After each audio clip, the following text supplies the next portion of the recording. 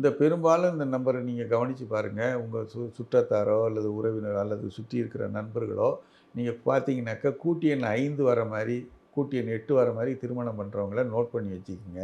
ம். அது கூடிய விரைவிலேயே அது வந்து நடு ரோட்டில் நிற்கிற மாதிரி அது. அப்போ வந்து ஓரத்தில் போகிறது, நடு ரோட்டில் ஓரத்தில் போகிறது மாதிரி தான் இந்த 1ஆம் நம்பரில் போகிறது. இந்த ம். கூட்டு எண் வந்து 1ஆம் நம்பரில் திருமணங்கள் நடக்கும்போது, ம். சண்டை சச்சரவுகள் இருந்தாலும் கூட அவங்க மேனேஜ் பண்ணி நல்ல முறையில் ஒரு காம்ப்ரமைஸ் ஆகி குடும்பத்தை கொண்டு செல்வாங்க. ம். ஆனால் கூட்டு எண் 8, 5ங்கிறது ஆகவே ஆகாது. 5ஆம் ம். நம்பருக்கு வந்து மிகப்பெரிய வந்து வசியங்கள் இருக்குது. மிகப்பெரிய காரியங்களை சாதித்தாலும் கூட எப்படி இருந்தாலும் கடவுள் வந்து ஒரு நெகட்டிவ் அதுக்கு வைப்பாரா இல்லையா? யாருக்கா கண்டிப்பா. இருந்தாலும் வைப்பாரு. அதே மாதிரி 5ஆம் நம்பருக்கு பார்த்தீங்கன்னா, அலி கிரகம் அப்படிங்கிறதுனால, ம். அதுக்கு திருமணம் சம்மந்தப்பட்ட விஷயங்கள்ல அதை சேர்க்கக்கூடாது ம். அப்படிங்கிறது தான் கருத்து. ம். 1ஆம் நம்பர் வந்து திருமணத்துக்கு மிக மிக முக்கியமான பொருத்தமான ஏற்ற எண் எல்லாருக்குமே. ம். அதே மாதிரி 5ங்கிறது மிக மிக பொருத்தமான எண் வியாபாரத்துக்கு. ம்.